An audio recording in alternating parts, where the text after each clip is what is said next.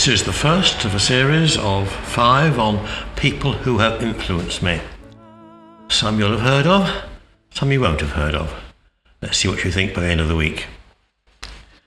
Mr. Charles Albert Silk, Victorian gentleman, born 25th October 1866.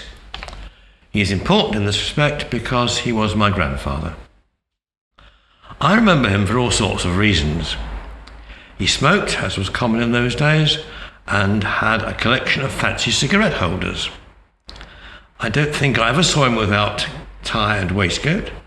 He always wore well-polished boots, and although he lived to be 90, he kept most of his dark hair, very little of which turned grey. He was born at Hartley near Sittingbourne, but most of his childhood was spent at Bursted near Maidstone. Bursted is the typical Kentish village. It's centred around the green, used for football in winter and cricket in the summer. There were 2 pubs and a duck pond.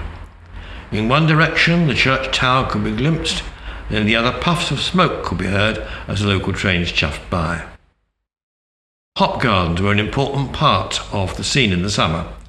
And I remember one occasion when Grandad took me to a local oast house and we smelt the pungent odour of the roasting hops. I must have been going to Sunday school, although I remember little of it.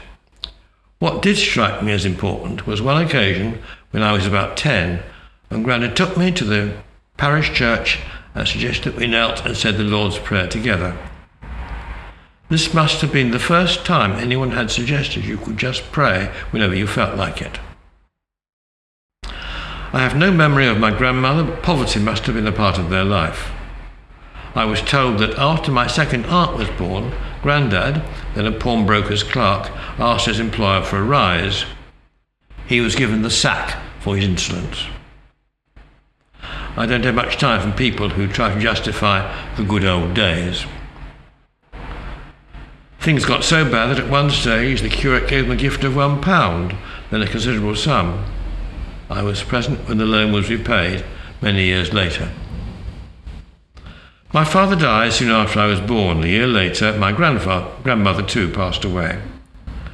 Grandad and my mother sensibly decided to combine forces, so I grew up with a family that was stable, if a little unusual.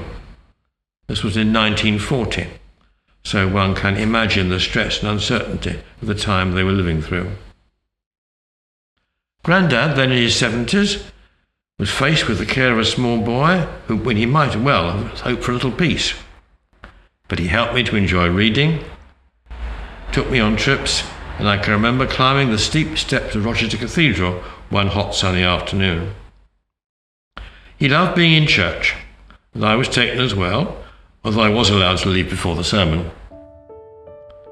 This meant a sticky bun in the local Joe Lyons, while my mother prepared the Sunday roast. He died when I was 17. I remember, as we followed the hearse up Maidstone High Street, that the traffic policeman gave a magnificent salute as the procession passed by. The right gesture for such a humble, kind man.